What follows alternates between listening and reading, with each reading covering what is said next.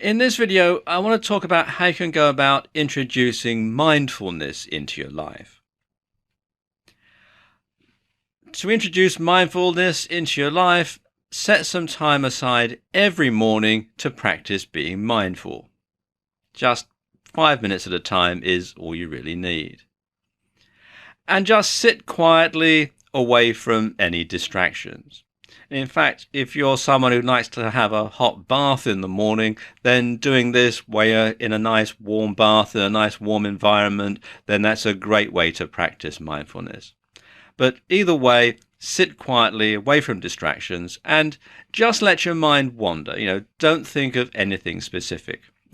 You'll be surprised at what pops into your mind. Then you need to think about your thoughts. Why do you think that way? What do you hope for? How can it be achieved? What are you afraid of? Why are you afraid of it? And what can you do about it? Just let the thoughts drift through your mind while you're relaxing. Then, as you come out of your mindful state, start thinking about what you can do to conquer your fears, work towards your goals, and so on. And these techniques are at the heart of cognitive behavioral therapy, and this is a very powerful psychological technique. So, what is cognitive behavioral therapy, otherwise known as CBT? Well, CBT is a psychotherapeutic technique, and it's a technique used by psychologists when they're trying to treat patients with anxiety disorders or with mental illnesses. And it's a framework that has become very popular and is now the preferred method of treatment on the UK's NHS, that's our National Health Service, and many other health institutions. Now, there are two main reasons for this. First of all, CBT is much more effective than older methods like psychotherapy, and it has been demonstrated to work in a number of studies. Secondly, CBT is quick, non-invasive, and it's cost-effective. It can even be used remotely simply by setting the patient homework to try and attempt on their own. Okay, let's delve into a bit of history as to how all this came about. Behavioral psychology is an old school of psychology that was big in the 1950s. And the central tenet here was that all our behavior and thought processes were learned through repetition, association, and observation. And I suppose the best example of this is Pavlov's dog. Now, if you're not familiar with the story, I'll just bring you up to speed. Pavlov was a psychologist and he had a dog. And he noticed that when the dog saw his food, he started to salivate. So Pavlov tried to get the dog to associate something else with the food. And what he did was he rang a bell. And at first, of course, the dog didn't take any notice. But then when he rang the bell at meal times and placed the food in front of the dog would start to salivate. And after a while of doing all this, as soon as Pavlov rang the bell, the dog would think, yes, it's dinner time, and he would start to salivate. And so in that way, Pavlov managed to get the dog to salivate just by ringing the bell. And so he formed the theory that the dog had learned to associate the ringing of the bell with getting his food.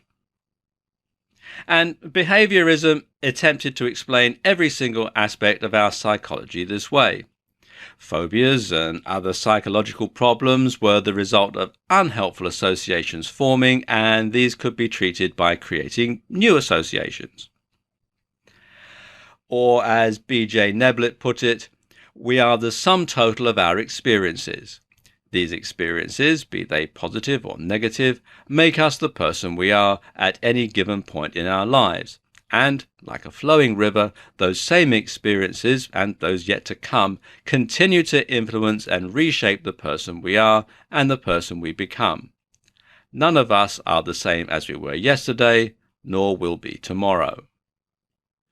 Over time, though, behaviorism began to lose favor as it appeared to oversimplify matters. In a strict behaviorist view of psychology, there's no room for our thought processes or our internal experiences. What happens when someone plans out an action? What happens when we imagine something happening? What about intention? Cognitive psychology added this element and looked at the brain more like a computer with a program running. The program is our thought process, and we use this to decide what to do and how we're going to do it. CBT, meanwhile, elegantly combines both these approaches into one unified theory. We still learn through association, but this can just as easily occur within our own heads. If you're convinced you're going to fall off a height, then you'll keep rehearsing it happening in your mind, and you'll keep thinking to yourself that you're going to fall. This alone is enough to create the association and to make us afraid of heights. So to treat a phobia, CBT will focus on reconditioning and creating new associations. But it does this both physically and through changes to your internal monologue, so it combines the two theories. So how does CBT work? Well, this is where mindfulness comes in. Now let's say you're afraid of public speaking and you want to try and get rid of that phobia forever. The first thing you would do is to be more mindful and to listen to your own thoughts and reflect on them. This should rob them of their power as you become detached and aloof from those thoughts. And part of the process is through journaling. And this involves writing down your feelings as they come to you, or writing them down in a journal at the end of the day, so you can actually physically see them on the page. So they are actually now detached from you. You're writing them down, you're getting them out, and then you're reading them back. But because you're looking at it on a page, you're looking at it on a piece of paper, you can actually think of it as being separate from you. It's not the voice in your head anymore, it's what's written down on the page. The next steps all fall under the category of cognitive restructuring, and you can think this as reprogramming yourself or reprogramming the computer that is your brain. And the first part of this involves thought challenging. And in this, you're looking at those thoughts that you made a note of, and now you're challenging them and testing whether or not you really think they're true. So if you're afraid of public speaking, it may be that you think things like, I'm going to stutter and everyone will laugh at me. In thought challenging, we're going to deconstruct that belief to see if it really is likely or if it's anything to be afraid of. So ask yourself, why would you stutter? Do you normally stutter when you talk? Why would people laugh at you? Are people usually that unkind? Would you laugh if someone had a hard time giving a speech? Or would you be more sympathetic and understanding than that? Does it matter? You aren't going to see these people again, so why does it matter what they think of you? You can even repeat a mantra to yourself as a positive affirmation. Something like, it doesn't really matter what these people think of me. It doesn't really matter what these people think of me. Over and over again in your mind. Then we move on to hypothesis testing.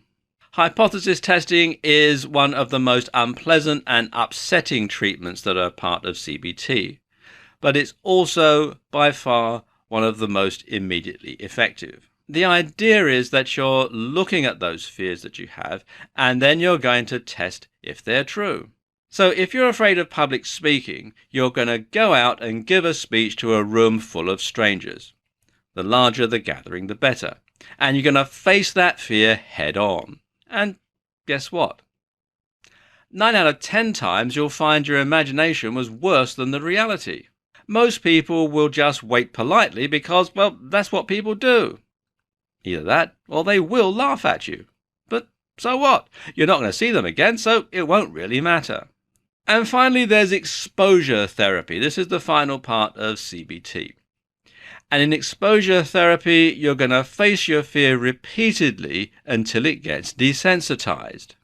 So in the case of a phobia of public speaking, this might mean attending classes to become a stand-up comedian. So you end up speaking publicly all the time.